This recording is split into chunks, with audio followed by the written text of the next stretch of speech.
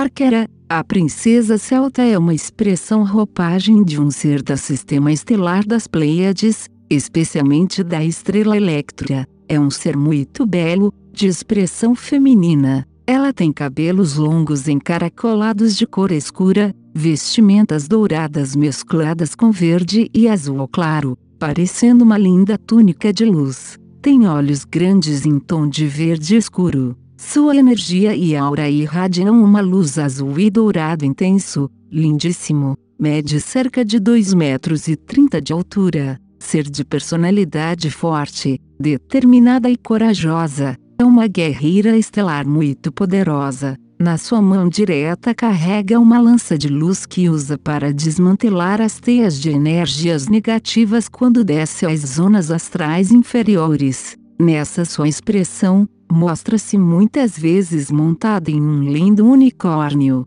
O olhar de Arquera é muito forte e vê-se ali a sabedoria e força dos grandes espíritos guerreiros. Em uma das suas mais importantes encarnações no plano físico terrano, essa pleiadiana poderosa foi uma princesa celta, líder do movimento andino. Na Idade Média, há alguns séculos, havia um grupo de jovens chamado de andinos e eles andavam de povoado em povoado levando palavras de conforto, luz, sabedoria e amor. Eram moças e rapazes muito jovens, que haviam perdido seus pais por guerras, fome, doenças ou, simplesmente, foram abandonados. Moravam nas ruas e iam se reunindo uns com os outros por afinidade energética, já que nos planos espirituais haviam se programado para isso, e sabiam tudo o que passariam quando encarnassem. À medida que iam ficando sozinhos e morando nas ruas, os guias de luz inspiravam caminhos para que eles se encontrassem. E assim ia acontecendo. Assim um grande grupo foi sendo formado. Eram os andinos, nome dado por um ser de luz que apareceu aos primeiros jovens que se reuniram. Ele apareceu no meio deles e lhes disse: esse grupo crescerá. É bom que se mantenham muito unidos. Venham, inspirem os povos, curem os enfermos, deem alegria aos tristes, esperança aos aflitos e luz aos que estiverem nas sombras. Deem tudo de vocês, e tudo do todo vocês terão. Serão chamados de andinos. Alguns os abençoarão, outros os amaldiçoarão, entretanto, nada os abalará ou os envaidecerá. Desapareceu. Nota do Gabriel R.L. Através da minha vidência não consigo distinguir quem era esse ser, precisamente, mas acredito que era Jesus. Eles andavam nos povoados, nos campos de guerras após o final das batalhas, nos lugares onde havia moradores de rua e levavam para lá seus cantos divinos, alegria, paz e as maravilhas que possuíam em seus corações. Nos campos de guerra, em especial, quando acabavam as batalhas, socorriam os guerreiros feridos dando-lhes amparo, curando seus ferimentos e inspirando-os a uma vida de paz e amor.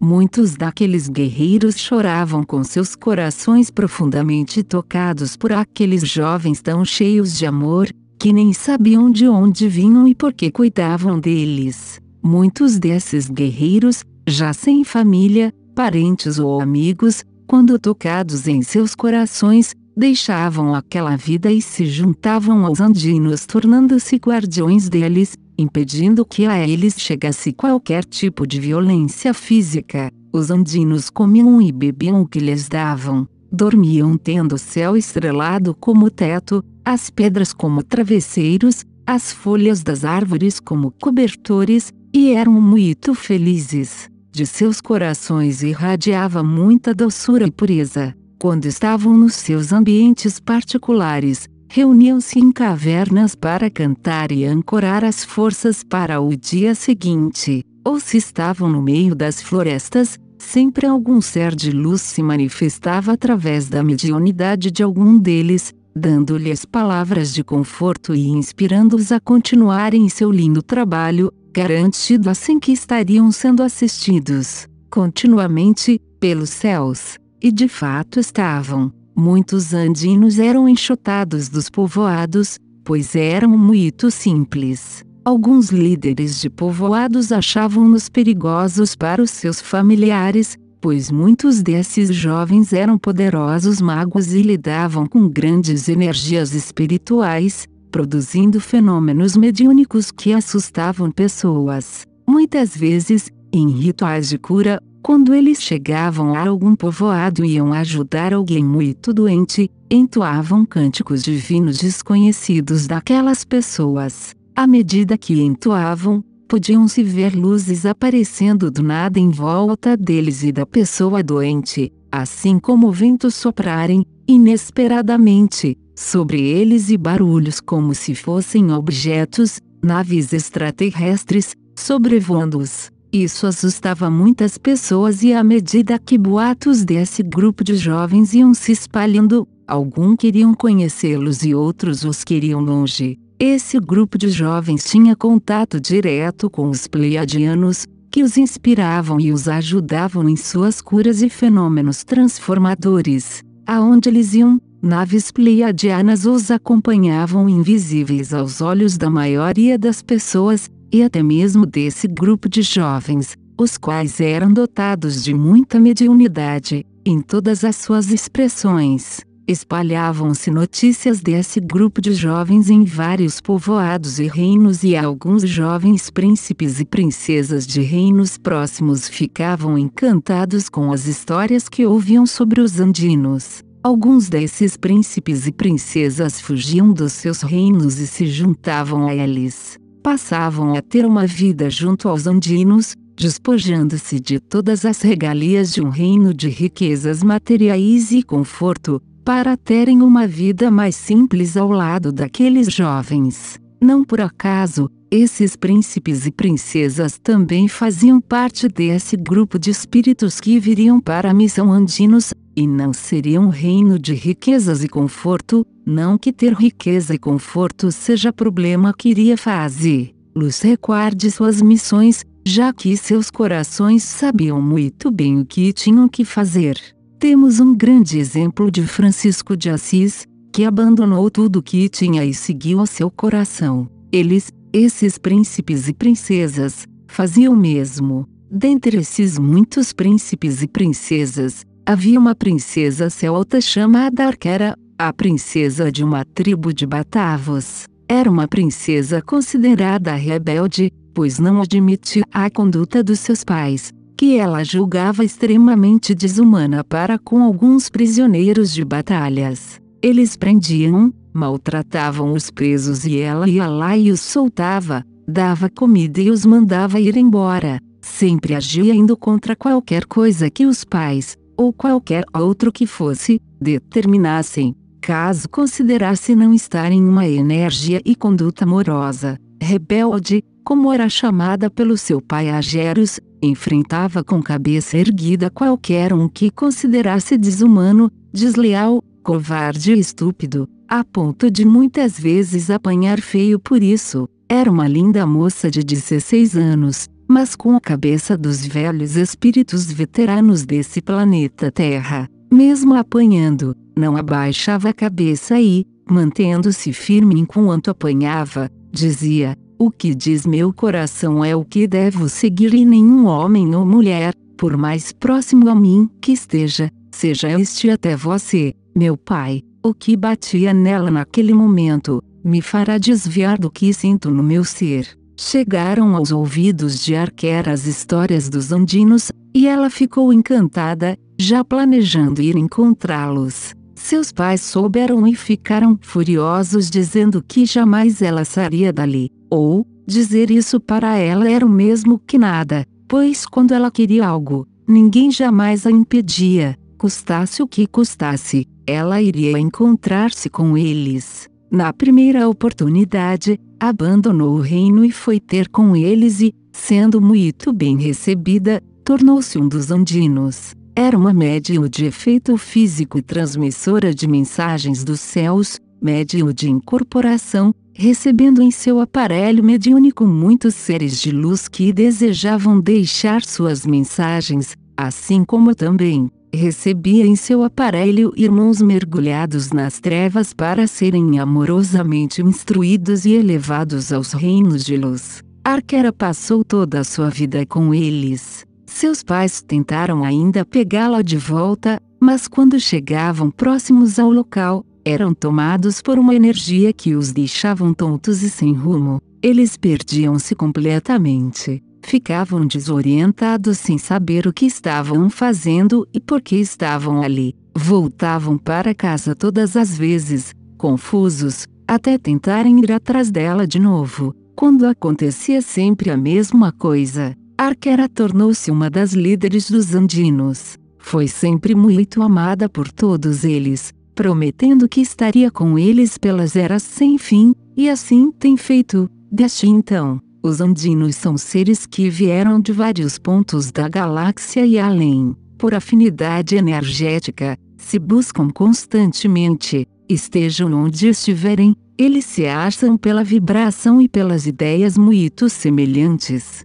Arkera, vendo em muitos príncipes e princesas essa mesma afinidade, sempre vestia suas roupas de princesa que levou consigo para junto dos andinos e usava-as para entrar nos palácios. Como pessoa muito respeitada, sua entrada era permitida. Ela ia ter com os príncipes e princesas e convidava-os a se juntarem a ela e seu grupo, o que eles nem pensavam duas vezes, fugiam com ela. Arkera também foi muito perseguida por sua personalidade forte, mas era sempre protegida pelas forças superiores e pelos guerreiros que haviam se juntado ao seu grupo. Arkera tem passagens e expressões por outros sistemas estelares. Além das Pleiades e de Sírius, esteve em Andrômeda, Alfa Centauri, Tau 7, Orion, Arcturus, Veiga, Libra, Peixes, Sol local, Marte, e muitos outros sistemas estelares conhecidos e não conhecidos dos terranos.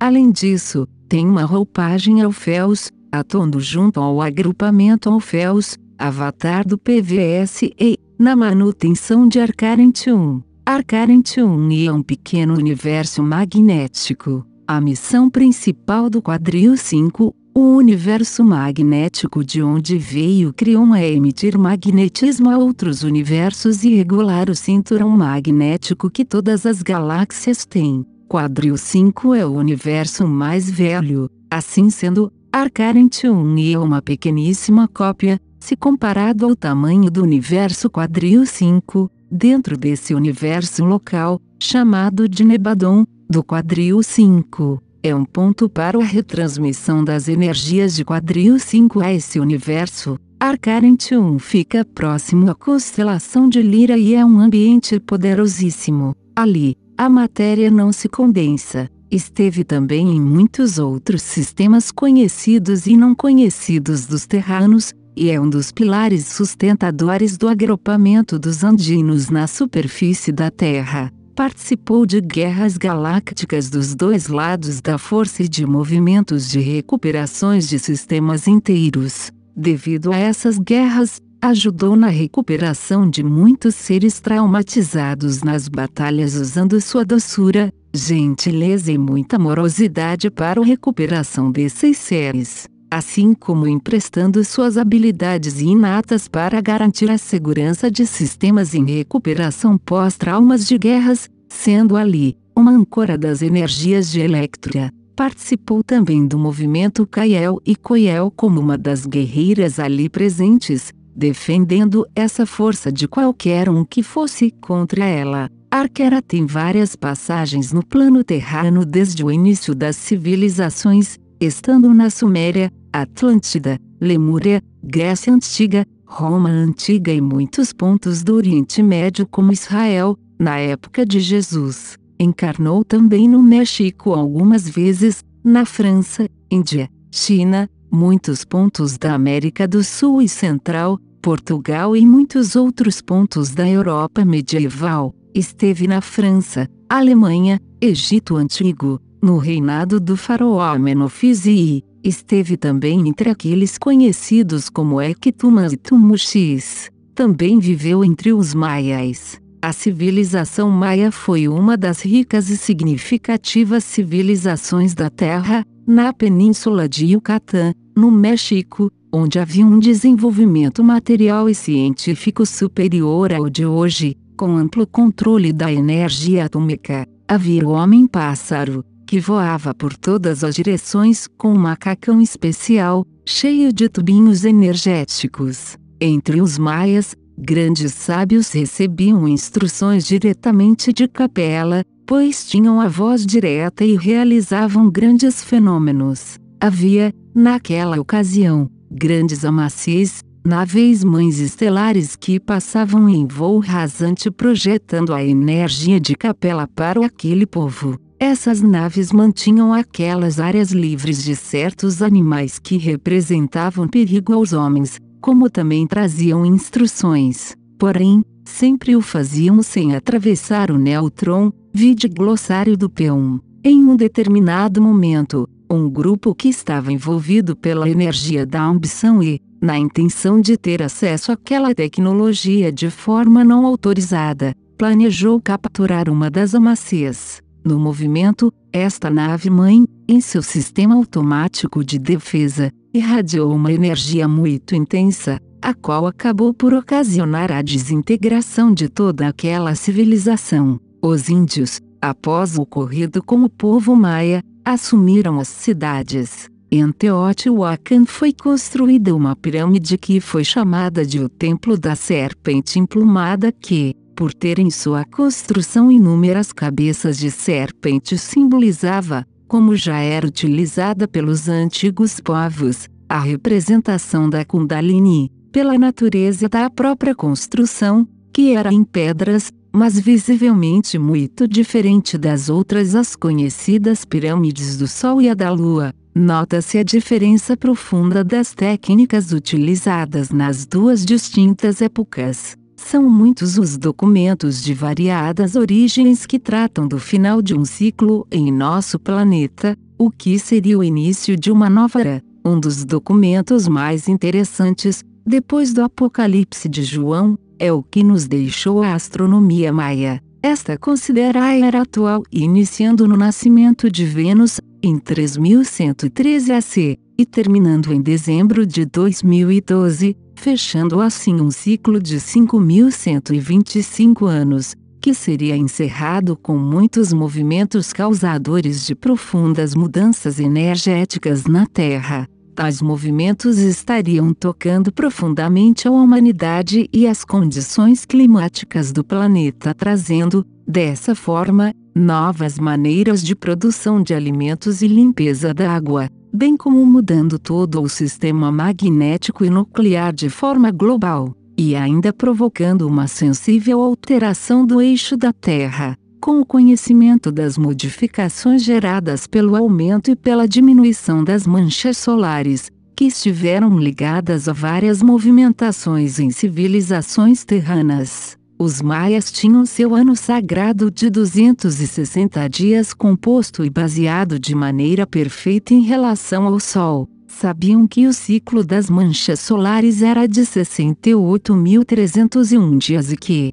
após 20 ciclos, 1.366.020 dias, o campo magnético da lâmina solar se inclina e a Terra acompanha aquele movimento, buscando alinhar seu eixo magnético com o do Sol. Isso provoca terremotos, erupções vulcânicas, maremotos e outros fenômenos naturais que acabam por movimentar os planejamentos do homem e de suas cidades, campos e áreas de produção de alimentos. A ciência atual, com seus modernos equipamentos, demonstrou que o cálculo dos maias está bem próximo dos 1.366.040 dias que encontrou em suas pesquisas. Arquera, em muitas das suas vidas, foi padre, pastor, cobrador de impostos, cigana, curandeiro, senhor de escravos, escravo, explorador de áreas, guerreiro mercenário, construtor, cientista atômico, matemático, filósofo, astrônomo, guerreiro, amazona, inventor, bruxa branca, conselheira, abolicionista, político, herói de guerra e muitas outras personalidades neste planeta, sempre vivenciando as experiências necessárias para sua expansão de consciência, está sendo chamada pelas forças da luz para receber essas informações com muito amor e simplicidade, de forma a não se permitir cair em vaidade, pois assim dificultaria o processo de ancoragem dessa expressão no plano físico terreno, chamada a conectar-se em muito amor com as esferas superiores, pedindo que todas essas informações reverberem de forma positiva em seu coração, que estas venham a ser fontes de inspirações divinas e irradiem em seu ser, abrindo canais para maiores conexões, desbloqueando campos e conduzindo a um elevado estado de ser na superfície terrana, chamada a sintonizar-se diariamente com o seu canto e emiti-lo em um determinado horário, sempre que for possível e, caso esteja em algum ambiente pouco favorável, fazê-lo mentalmente. Isso criará um momentum de disciplina muito poderoso e a ajudará no descortinar dos véus. O grande movimento Andinos está sendo criado e ancorado na superfície terrana e Arquera, a princesa celta que está encarnada, neste momento, e atuando dentro do PVSE, está sendo chamada para, como a primeira dessa falange agrupamento, reunir todos aqueles andinos que, por muitos séculos, se perderam devido à intensa negatividade do plano terreno, chamada a, através de meditações, projetar sua consciência às zonas astrais do plano terreno, tanto superior como inferior, e dizer que o movimento começou, e assim, todos os andinos que se sentirem tocados a retomarem suas posições de guardiões e âncoras dessas forças celestes possam fazê-lo agora mesmo, chamada a sustentar essa energia de amorosidade, lealdade, fé, generosidade, benevolência, bravura, honra, honestidade e tudo de bom que reverbera dos corações andinos, chamada a conectar-se com a luz da sua estrela Electra, no sistema das Pleiades e ser, também, uma representante dessa força na superfície terrana. Lembre-se, querida Arquera, você tem o apoio de todos os Pleiadianos, especialmente os da sua estrela Electra. Lembre-se sempre da imensa responsabilidade que carrega. Lembre-se da sua ancestralidade, magia e poder de ser uma transmissora dos céus,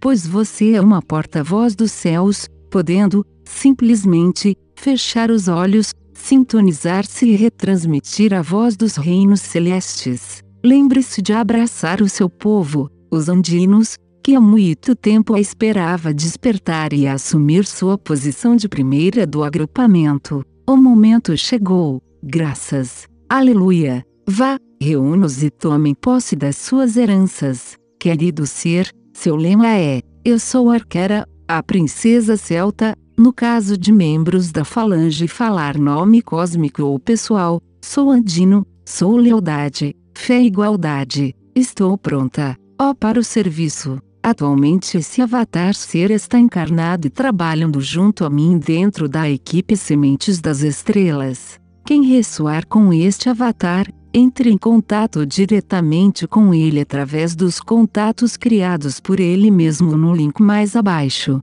Uma falange será criada por Arquera, a princesa celta, e quando for, os links de contato estarão disponíveis no link logo abaixo do símbolo da falange. É até onde Jesus me permite ver e transmitir. Gabriel RL